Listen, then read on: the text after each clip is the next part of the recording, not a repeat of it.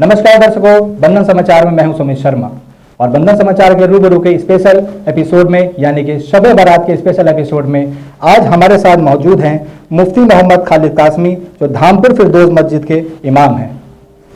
स्वागत है सर आपका। नमस्कार। तो सर, सबसे पहले आप बताइए कि आप कहाँ के रहने वाले हैं और आपकी एजुकेशन क्या है।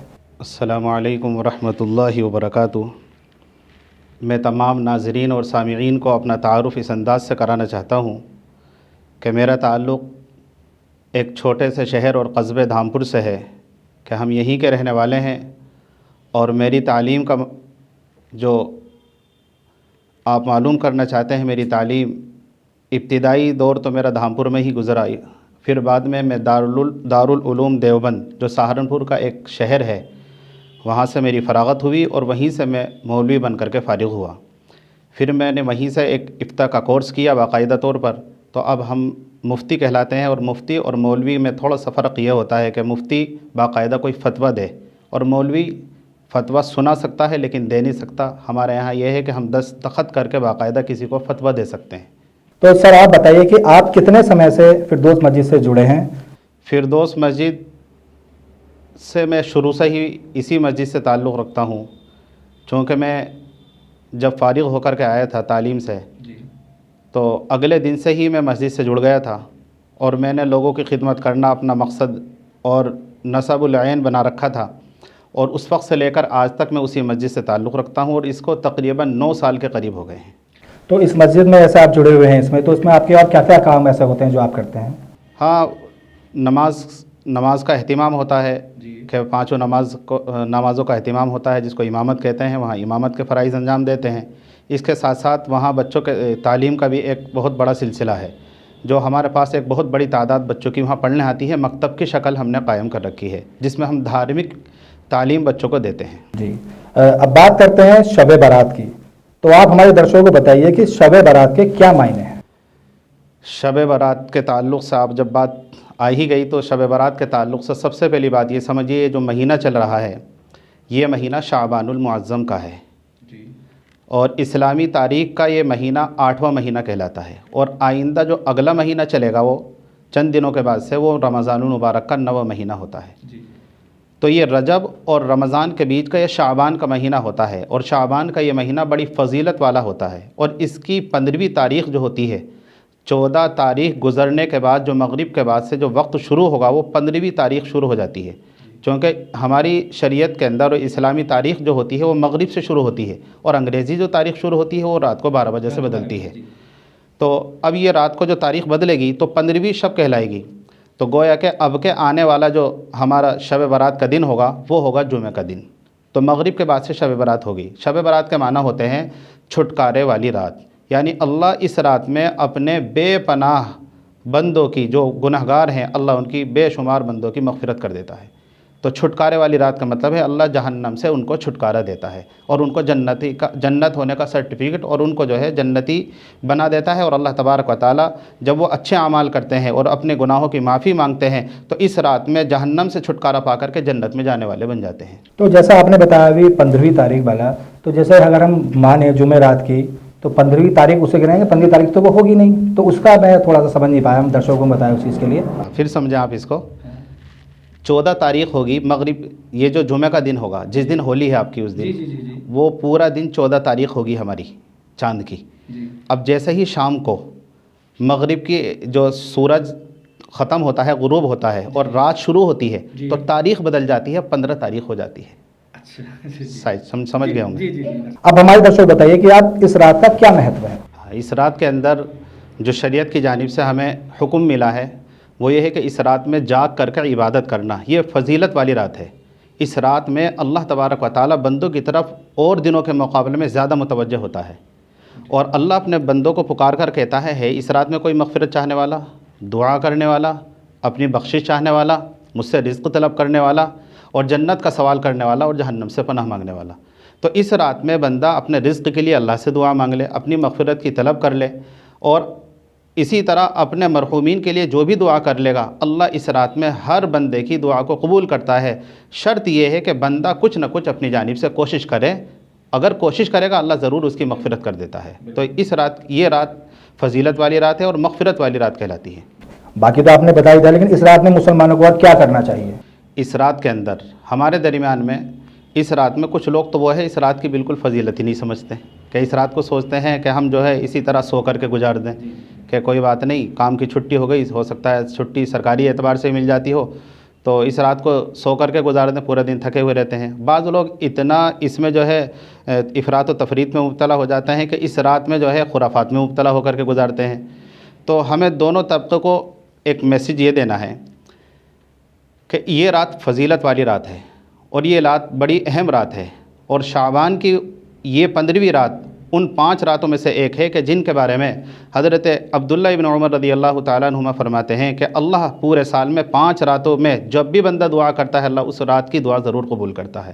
ایک رجب کی پہلی رات ہوتی ہے، ایک جمعے کی رات ہوتی ہے، ایک شعبان کی 15ویں رات ہوتی ہے، اور ایک میٹھی عید اور ایک بقرہ عید، یعنی عیدین کی 2 راتیں۔ تو 5 رات ایسی ہیں اگر بندہ کوشش کر لے اپنی جانب سے تو اللہ تبارک و تعالیٰ اس کی کوشش کے مطابق اس کو پھل بھی دیتے ہیں اور اللہ اس کی مغفرت کر دیتے ہیں۔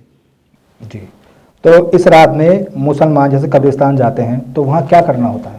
ہاں، اس رات میں یہ بھی اچھا سوال کیا آپ نے۔ اس رات میں قبرستان کا معاملہ ہوا ایسا کہ جناب محمد الرسول اللہ صلی اللہ علیہ وسلم اپنے اس دور کے اندر آپ آرام فرما رہے تھے اپنے گھر کے اندر، اور آقا علیہ السلام کے برابر میں اماں عائشہ ہم سب کی اماں حضرت عائشہ صدیقہ رضی اللہ تعالیٰ عنہ بھی آرام فرما رہی تھی۔ اس دوران جناب محمد رسول اللہ خاموشی سے اپنے بستر سے اٹھے اور اٹھ کر کے آپ علیہ السلام باہر کی طرف ہو گئے۔ اماں عائشہ رضی اللہ تعالیٰ عنہ گھبرا گئی، پتہ نہیں آپ علیہ السلام ادھر ادھر کہاں کو ہو گئے، تو جلدی سے باہر کو جا کر کے دیکھا تو وہ آپ علیہ السلام مسلمانوں کے قبرستان جو مدینہ کے اندر تھا، جنت البقیع جس کا نام ہے، وہاں کھڑے ہوئے اپنی امت کے لیے دعا مانگ رہے ہیں۔ تو اللہ کے نبی کو جب دعا مانگتے دیکھا اماں عائشہ نے تو فرمایا رسول اللہ آپ خاموشی چلے گئے، اور میں گھبرا گئی، پتہ نہیں آپ کہاں چلے گئے تھے۔ آپ نے فرمایا عائشہ تمہیں پتہ نہیں یہ رات کون سی رات ہے؟ یہ رات بڑی فضیلت والی رات ہے، اور اس رات میں اللہ تبارک و تعالیٰ اپنے گنہگار بندوں کی اتنی بڑی تعداد میں مغفرت کرتا ہے جتنا قبیلے بنو بکر کی بکریوں کے بال ہوتے ہیں۔ ایک اس زمانے کے اندر قبیلہ ہوتا تھا، تو قبیلہ بنو بکر تھا ایک، اور وہ بکریاں پالتا تھا، بکریاں چلاتا تھا، تو اس میں ہزاروں بکریاں ہوتی ہوں گی، تو اب ہزاروں بکریوں کے بال کتنے ہوں گے ہم تو گن بھی نہیں سکتے۔ تو پتہ چلا کہ اللہ تبارک و تعالیٰ ان گنت بندوں کی مغفرت کرتا ہے اس رات کے اندر۔ تو اللہ کے نبی کو جب جنت البقیع قبرستان میں کھڑا ہوا دیکھا، عائشہ نے فرمایا رسول اللہ تو کیا ہوا اس رات میں قبرستان بھی ہے؟ آپ نے فرمایا کہ ہاں میں وہاں گیا تھا اور وہاں جا کر کے میں نے دعا مانگی۔ تو یہاں سب یہ ثابت ہوتا ہے کہ آپ علیہ السلام جو قبرستان گئے، ہمیں بھی چاہیے کہ ہم زندگی کے اندر قبرستان جایا کریں، لیکن اس کی شکل یہ بنائیں کہ اللہ کے نبی ایک مرتبہ گئے تو ہم بھی ایک مرتبہ اگر چلے گئے تو یہ سنت زندہ ہو گئی۔ ہر بار اگر نہ بھی جا پائے تو کوئی بات نہیں، کوئی گناہ کی بات نہیں، اور اگر جائیں تو انفرادی طور پر جائیں، اکیلے ہو کر کے جائیں، اکٹھا ہو کر کے نہ جائیں، اور اجتماع کی شکل میں نہ جائیں، بھیڑ بھاڑ کو لے کر کے نہ جائیں۔ دوسرے لوگوں کا بھی خیال رکھیں تاکہ کسی کی نیند میں خلل نہ ہو، اور اس رات میں ہم کوئی ایسا کام نہ کریں کہ جس سے ہمارے ملک کے بسنے والے دوسرے برادران وطن ان کو تکلیف ہو۔ یہ ہے بات۔ تو جیسا آپ نے بتایا تھا 15 تاریخ یعنی کہ اگلے دن کا روزہ رکھتے ہیں، تو وہ کس لیے رکھتے ہیں، کیا اس کا مہتو ہوتا ہے؟ ایک حدیث ہے حضرت اسامہ بن زید رضی اللہ تعالیٰ عنہ سے مروی ہے، وہ کہتے ہیں کہ جناب محمد رسول اللہ صلی اللہ علیہ وسلم کو ہم نے رمضان کے علاوہ شعبان سے زیادہ روزہ رکھتے ہوئے نہیں دیکھا۔ یعنی رمضان میں تو چونکہ پورے مہینے کے روزے فرض ہوتے ہیں، رکھنے ضروری ہے، امپورٹنٹ، وہ تو ضروری ہے، اگر نہیں رکھیں گے گنہگار ہوں گے۔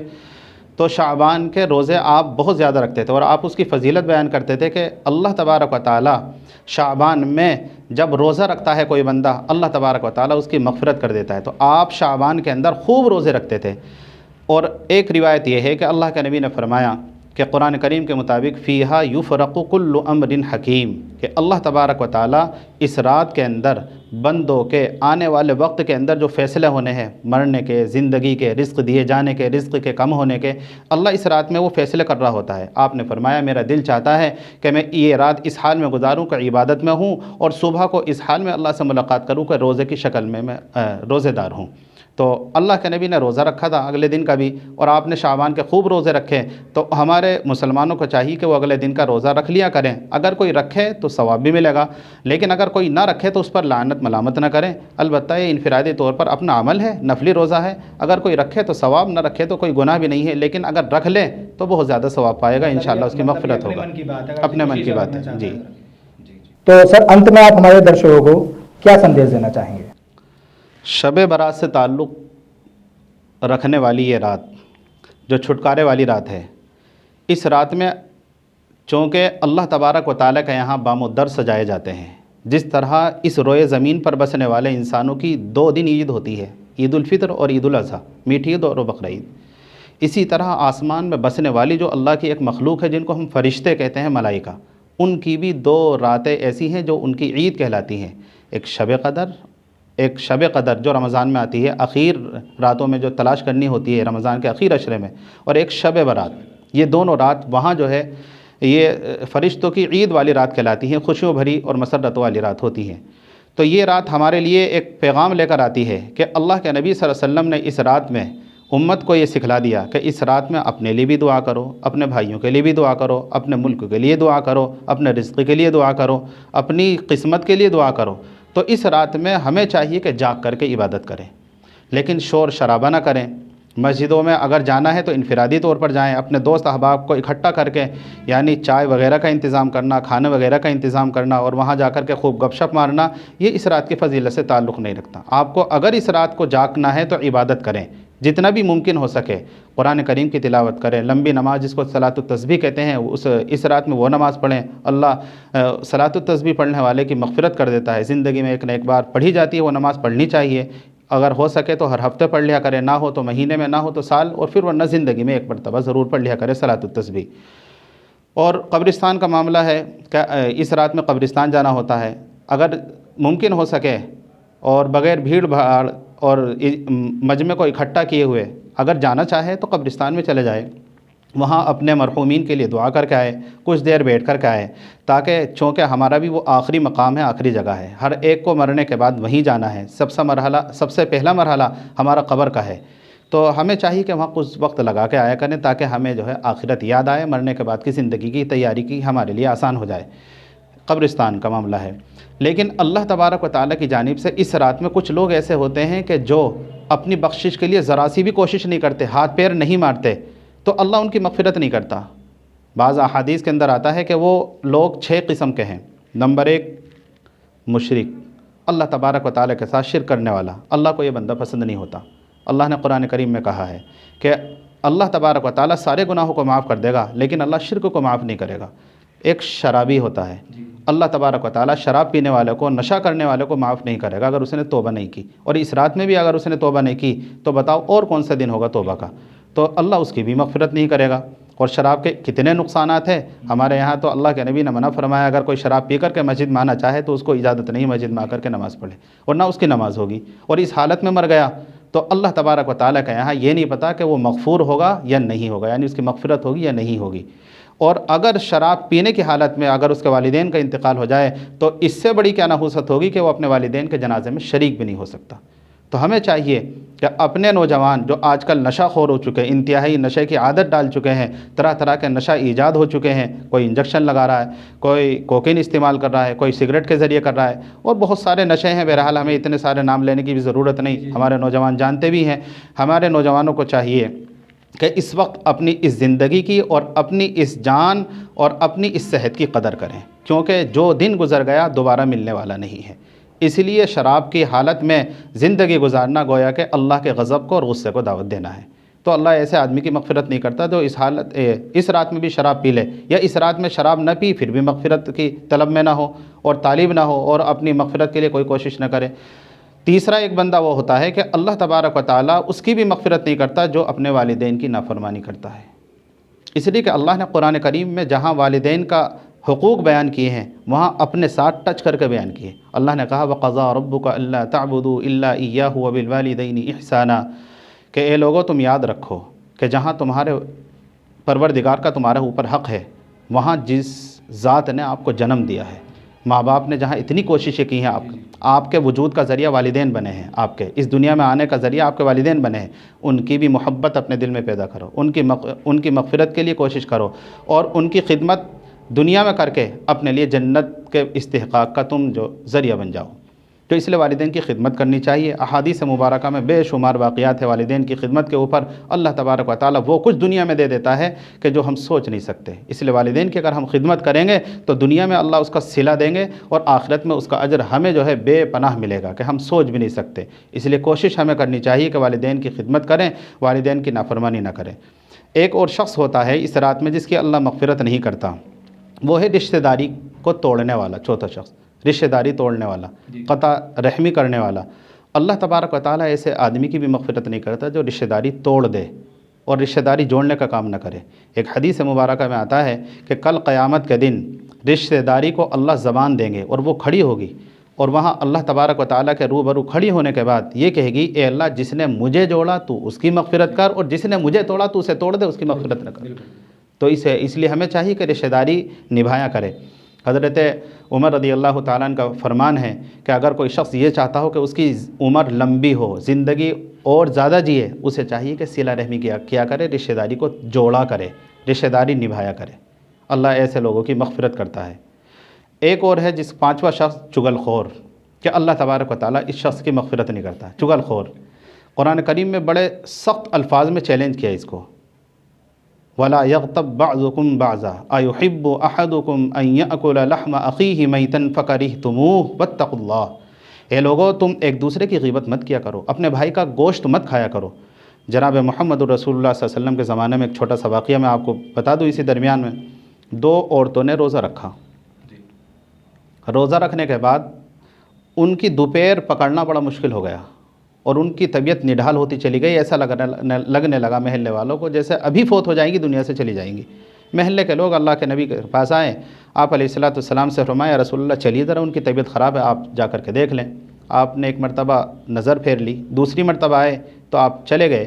آپ علیہ السلام نے فرمایا، ذرا بڑا پیالہ لے کر کے آؤ۔ آپ کے سامنے جب پیالہ رکھا گیا، آپ نے ان میں سے ایک عورت سے فرمایا کہ ذرا اس میں قے کرو، الٹی کرو۔ اس ایک عورت نے جب الٹی کی تو اس کے منہ میں سے خون، گوشت کے ٹکڑے نکلے، ماंس نکلا۔ اللہ کے نبی صلی اللہ علیہ وسلم نے فرمایا کہ ٹھیک ہے۔ اب اس کو جب الٹی کرنے کے بعد سکون ملا تو اس نے کہا، رسول اللہ کچھ امن اور سکون ہے۔ دوسری عورت سے فرمایا، تم بھی ذرا اس میں الٹی کرو، تو اس نے بھی اس کے اندر الٹی کی تو اس کے منہ کے اندر سے بھی گوشت کے ٹکڑے نکلے، لوتھڑے۔ اب آپ علیہ السلام نے فرمایا، انہوں نے روزہ رکھا تھا حلال چیزوں سے، لیکن اپنے بھائیوں کی غیبت کر کے انہوں نے اپنے روزے کو مکروہ بنا دیا۔ ان کا روزہ جو ہے، ان کا منہ میں سے گوشت کے ٹکڑے نکلنے کا مطلب ہے کہ انہوں نے اپنے بھائی کی غیبت کی ہے، اللہ تبارک و تعالیٰ نے ان کو دکھلا دیا منہ میں سے گوشت کے ٹکڑے نکلنے۔ چنانچہ قرآن کریم کہتا ہے، اگر تم غیبت کرتے ہو تو اپنے بھائی کا گوشت کھاتے ہو، اور تمہارے دانتوں کے درمیان وہ محسوس ہوتا ہے فرشتوں کو، اگرچہ تمہیں نہیں ہوتا۔ تو غیبت کرنا ایک بہت بڑا جرم ہے ہمارے اسلام کے اندر، اور غیبت سے جو ہے انسان اپنا ہی کچھ کھوتا ہے، دوسرے کا نہیں کھوتا، اپنی ترقی کھو دیتا ہے۔ چنانچہ اپنی نیکیاں وہ اس کو دے رہا ہوتا ہے جس کی غیبت کر رہا ہوتا ہے، اور خود بیچارہ کھوکھلا ہوتا چلا جاتا ہے۔ آخری اور چھٹا آدمی جس کی اللہ اس رات میں مغفرت نہیں کرتے، وہ ہوتا ہے بدکار، منہ کالا کرنے والا۔ اللہ تبارک و تعالیٰ ایسے زانی اور زنا کرنے والے شخص کی مغفرت نہیں کرتے جو اس روئے زمین پر اللہ تبارک و تعالیٰ کی نافرمانی کرے اور منہ کالا کرے۔ اللہ ایسے آدمی کی مغفرت نہیں کرتے۔ اور حدیث مبارکہ کے اندر آتا ہے کہ جو شخص بدکاری کرتا ہے، اللہ اس کے رزق کو تنگ کر دیتے ہیں۔ آج ہم لوگ جو پریشان ہیں، شاید اس کی پریشانی کی ایک وجہ یہ بھی ہو جو کہ ہم اس روئے زمین پر اللہ کی آباد کی ہوئی اور پیدا کی ہوئی اس زمین پر اس خالق کی نافرمانی کر رہے ہیں، اور اس کے خلاف بتائے ہوئے طریقے کے چلنے کے مطابق ہمیں چلنا چاہیے تھا، اللہ کے بتائے ہوئے طریقے کے مطابق اس کے خلاف چل رہے ہیں ہم۔ تو ہمیں چاہیے کہ ہم ان تمام گناہوں سے بچیں، ہم مشرک نہ ہوں، ہم زنا نہ کریں، ہم لوگ قطع رحمی نہ کریں، ہم لوگ والدین کے نافرمان نہ ہوں، ہم شراب نہ پیے، کوئی نشہ نہ کریں، اور اس رات کے اعتبار سے ہم جتنی ممکن ہو سکے اللہ سے توبہ تائب ہو کر کے اللہ سے مغفرت طلب کریں۔ اللہ اس رات میں اپنے بندوں کی طرف متوجہ ہو کر کہتا ہے، کوئی اس رات میں مغفرت طلب کرنے والا؟ تو اللہ اس رات میں بے شمار بندوں کی مغفرت کرتا ہے۔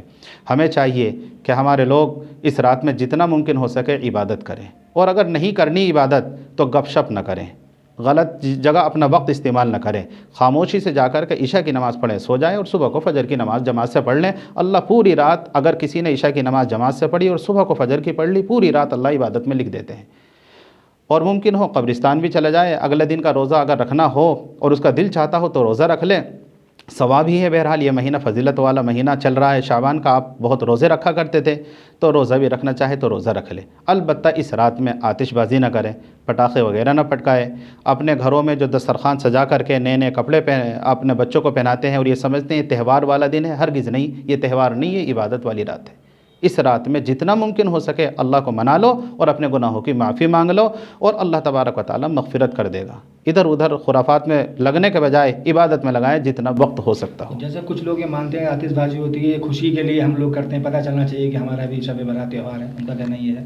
چونکہ وہ لوگ اس رات کی فضیلت سے ناواقف ہے، اس لیے اس طرح کی بات کرتے ہیں۔ ہمارے اسلام کے اندر آتش بازی کا تعلق کہیں سے کہیں تک نہیں ہے، اس لیے یہ آتش بازی جو دراصل شروع ہوئی یہ مجوسیوں سے شروع ہوئی جو آگ کی پوجا کرتے ہیں، اور ہمارے ہاں اللہ کے علاوہ کسی اور کی پوجا نہیں ہوتی، تو لہذا آتش بازی چھوڑنے کے بجائے ہمیں اپنا وقت اپنا پیسہ صحیح جگہ استعمال کرنا چاہیے۔ اپنے بچوں کو ان پیسہ دینے کے بجائے، ضائع ہونے کے بجائے اپنے بچوں کو وہ پیسہ دینے کے لیے دیں تو صحیح جگہ استعمال کرنے کا ان کو حکم بھی دیں تاکہ وہ غلط جگہ استعمال نہ کر لیں۔ اس رات میں پٹاخہ پٹکانے کی بجائے اللہ تبارک و تعالیٰ چونکہ ناراض ہوتے ہیں، اگر کوئی پٹاخہ چھوڑتا ہے تو گویا کہ اللہ کے غصے کو دعوت دے رہا ہے، اے اللہ تو میری مغفرت کرنا چاہتا ہے، میں تیری طرف کو پٹاخہ چھوڑ کر کے تجھے چیلنج کر رہا ہوں، تو نہیں کرنی چاہیے، غلط بات ہے ہماری۔ ٹھیک ہے سر، بہت بہت دھنیہ واد آپ کا، اور ہماری اور سے، ہماری پوری ٹیم کی اور سے آپ کو شب برات کے، ہمارے سبھی درشکوں کو شب برات کی بہت بہت مبارکباد، اور آپ کا بہت بہت دھنیہ واد، آپ نے ہمیں قیمتی سمے دیا۔ تو یہ تھے ہمارے ساتھ مفتی محمد خالد قاسمی صاحب۔ ملتے ہیں ایک نئے ایپیسوڈ میں ایک نئے مہمان کے ساتھ، تب تک بنے رہیں اور دیکھتے رہیں بندھن سماچار۔